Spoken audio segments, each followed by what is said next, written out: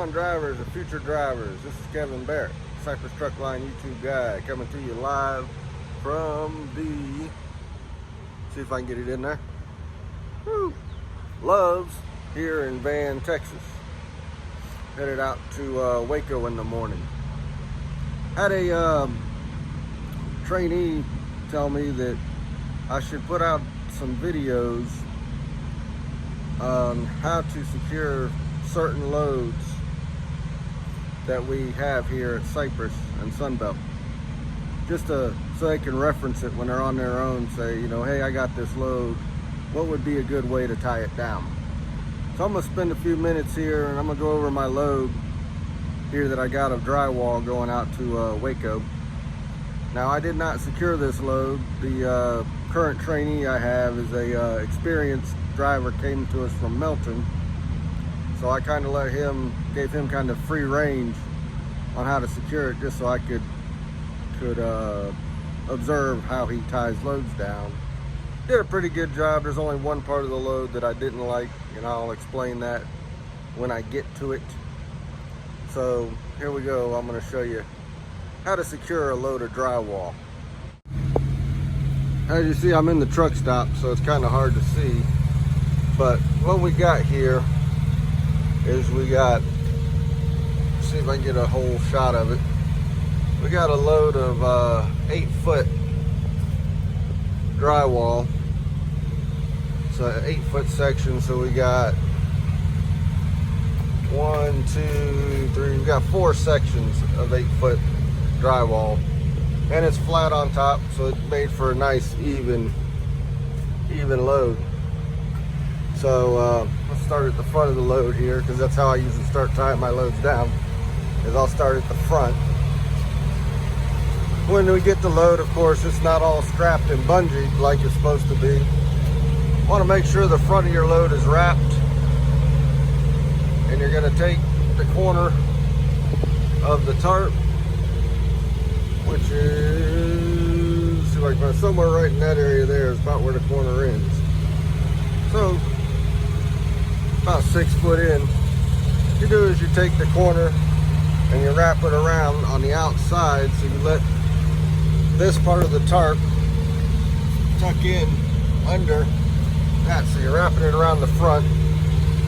And here at Cypress, all our 8-foot board requires 3 straps. So I'm going to put a penalty strap on there, which he didn't put on there, which is point number 1. He could have thrown that strap on there. So every 8-foot section has 3 straps. 1, 2, 3, 1, 2, 3. And then you go to the back corner. You want to make sure the back is wrapped around the load, completely wrapped around it. Like I said, once you wrap, like the front, you wrap the back around, except this time, that corner is right in there somewhere. As you wrap the back, you want to take the tarp, this time you want to take this part of the tarp, and you want to bring it over, so you're tucking that wrap underneath, so that when the wind comes across your load, when your wind blows across your load, it's not opening a pocket. Notice the tarp is underneath. On the front, the tarp is on the corner's on the outside. Corner's on the outside, this is on the inside. Now what I do is I make sure that my plastic is pulled tight and tied around so that it doesn't open up as you're going down the road. He didn't do that, and the back of his tarp is all puffy. I like to have that pulled nice and tight. Well, like I said, we got 3 straps per 8-foot section. So once you get the front and back wrapped and the plastic cleaned up, put your bungees on. Again, I start from the front. I take one bungee here on the front. I go from the bottom, wrap it around up to the top, and hook it. That pulls the bottom of the tarp up under the load and keeps it nice and tight. See how nice and tight that is compared to the back? Then notice there's no open D-rings where it folded over. This D-ring was underneath the tarp. Pull that D-ring out, hang 2 bungees on it. First bungee goes from the back of the load to the front of the load. That locks all this in place right here. Then I hook a bungee on every D-ring all the way down. Make a V mark if I can, all the way down. All the way down. See how it's all nice, keeps the tarp all tucked in. All the way down. Then you get to this point. Now normally what I do is there's supposed to be a D-ring here, but it's ripped out. So I'll take a bungee from here, go down to here, back to here. That pulls all this tight. But there was no D-ring there, so we just had to kind of do it how we had to do it. He didn't put one here, but he's got a strap there which holds it. V-shape it down. And the same with the back. Hook it underneath, come around here, back around to the front D-ring. Supposed to pull that tight. Now that you got your bungees in place, now you throw your straps. Again, I start all the way at the front of my load. Going under the rub rail, over the load. And on this newer trailer, we have what we call the tie-down system. Got these cleats. I don't know if I got an open one, I'll show you. But the strap will come through the rub rail, and it hooks right into that cleat. Do that all the way down. Like I said, 3 per 8, 4 for 10 or more, or 10 or less, 3, 12 foot or more, you get 4, and so on and so forth. Space your straps out throughout your whole load.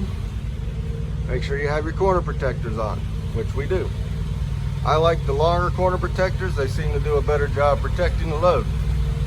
And once you got drywall, you want to make sure that your straps are not, they're tight, but they're not over tight. Notice they're not pulling down on the top of the load, crimping down the corners of the load. You want to keep it nice and loose so it doesn't tear up. See how they're all nice and tight? So, like I said, this is the thing, and you all slide all the way down. You got a strap, and then you got a cleat. Got a matching strap on the other side of the trailer. So, that's pretty much it. Drywall is pretty simple. So, quick and simple.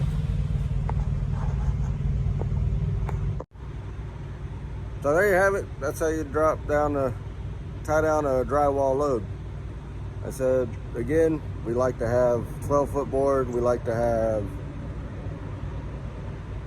4 straps. 8-foot board, we want 3 straps. Of course, as we say here, you can never have too much securement, but you can have not enough. So, and on the front of the load, we like to use what we call the penalty straps. On an 8-foot board, you'd have 4 straps. But other than that, it was a pretty good load. Looks pretty good. It's nice and clean. I said other than the plastic sticking out the rear end, but that's the simplest load there. Drywall is what we haul the most of. That was pre-tarped when we got it. All we had to do was put the bungees on it and throw the straps. He did a pretty good job. So there you have it. If you like the channel, subscribe, hit the like button, leave comments if you have any questions. Anything you want me to cover, leave it in the comments. I'll take it into consideration and I'll try to do my best to get the information out there. As always, if you call Cypress, tell them Cypress Truck Line YouTube guys sent you. Y'all have a great day. Peace.